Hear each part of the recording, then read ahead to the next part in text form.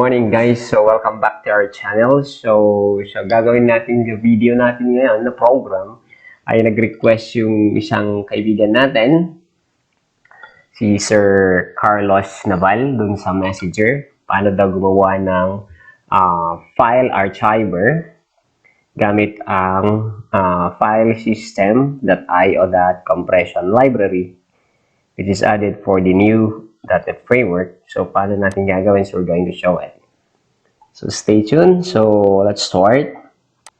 So, here we create programs. So, this is just a simple programs for archiving files. So, we create here isang text box tsaka 4 na button. So, bale, 3 way yung ginawa natin. So, yung una, going to archive the file, yung full folder. Yung isang button is to open a file and then archive every single file or every selected file. And then we can fire the zip button para i-compress po natin, i-archive natin whatever be the file or folder na gusto natin i-send into archive. And then yung ika-4 na button natin dito sa baba, this is to select a specific folder na gusto natin i-archive with a filter. It depends to the extension.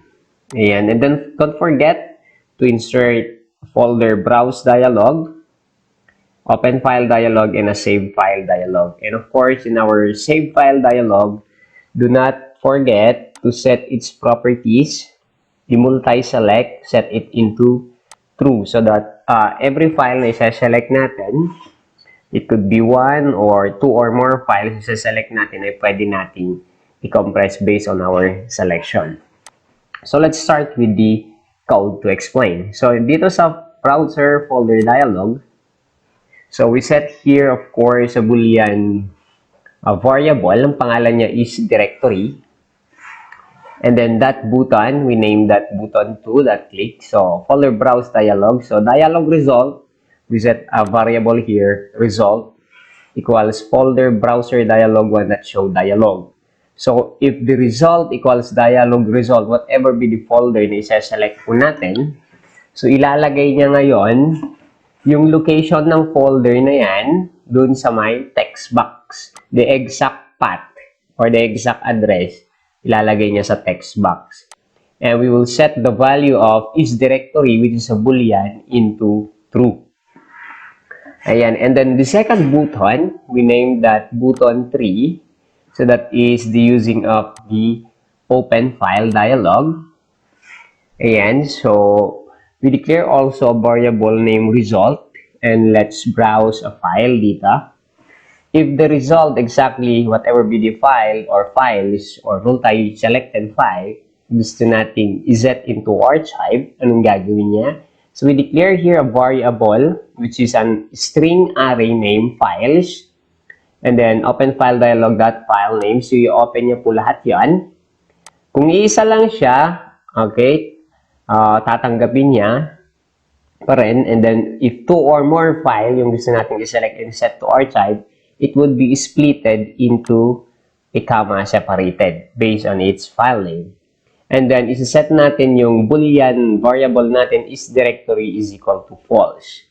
Now, based on the two button, whatever be yung gagamitin natin, kung browser folder dialog or open file dialog, meron tayong fire zip dito na button. So, mamimili siya dyan sa dalawa. Yung isa nakaset into false, yung isa nakaset into true. Ayan. So, ang mangyayari ngayon is, if the save file dialog, that show dialog, is okay, kung ano man yung result na makikita dun sa my text box.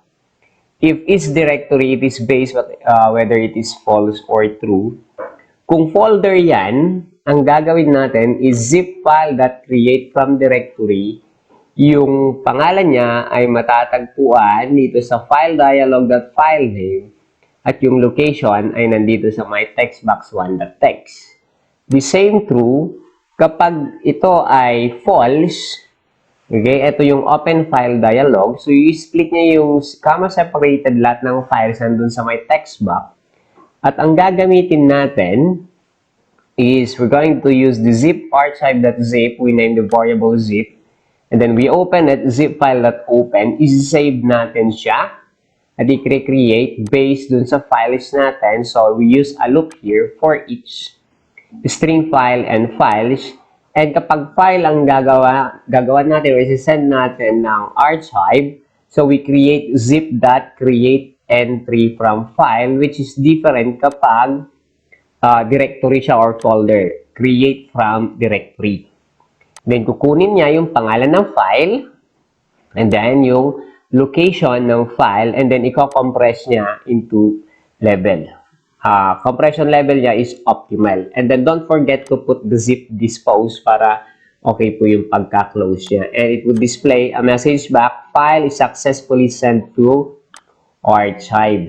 Okay? And then before doing that, I forgot to show it to you how you're going to insert in your project this path, system.io.compression. You can locate that in your .NET framework by right-click the references, add reference, and go to your Microsoft compression. Yan. Sa baba po yun. Ito, IO compression file system. So, you just add that too. Okay? And then, the fourth button, sa filter naman tayo, para minsanan yung simulation. Yung filter archive naman, so, ito po siya. So, we have a folder here named backup zip on drive D. So, this is a backup zip drive D. And ang content niya ito, isang XLSX, isang DOCX, isang TXT, isang zip, at isang PPTX.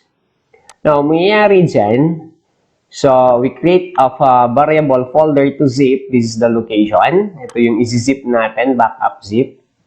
Tapos, yung zip file natin, papangalanan natin siya as files.zip. Pero yung filter natin, gagamit tayo ng supported extension name of the variable.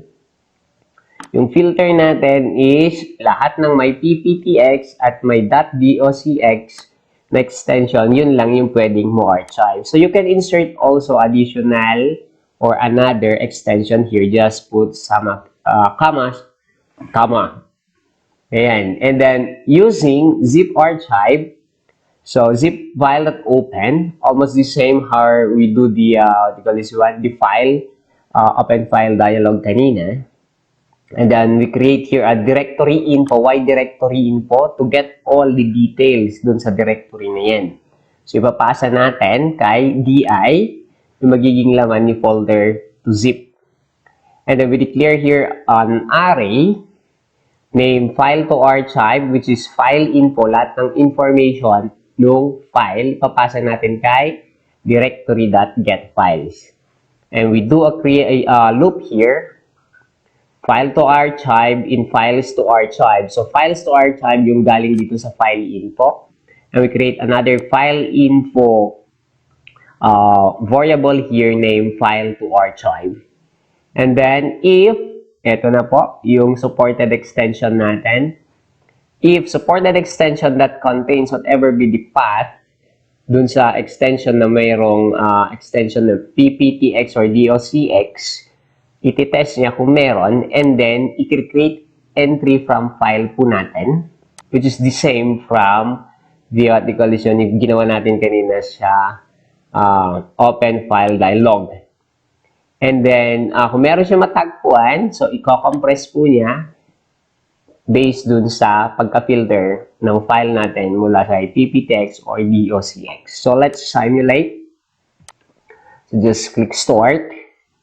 And then start first browser folder dialog. So just click browser folder dialog. And for example, let's save this file. Let's locate first file. Backup zip. So the whole folder, excuse me, yan yung buong i-archive natin. So just click OK. So pupunta siya dito sa my text box. And if we fire zip, so, it's open the save file dialog. Saan natin gustong i-save. So, for example, i-save natin dito sa my desktop. Pangalanan natin ng archive 101.zip. So, kailangan pong i-type yung .zip po yan. Kasi text box yung location. So, just click save. And automatically, file is successfully sent to archive. Okay. Now, kapag file naman, multi-single or multiple, just open the file dialog. And then same folder, but we need to select our files. For example, we're going to select at least 2 files. And then click open. And then what you can see, it is comma separated here. Then fire zip. And then let's save that in our desktop. And then we're going to name that 102.zip. Then click save. So file is successfully sent to archive. So just click OK. Now on this filter archive, yung program natin is merong filter PPTX at DOCX na extension. So galing siya dun sa backup zip folder. At papangalanan natin siya as files.zip at ilalagay din natin siya sa loob.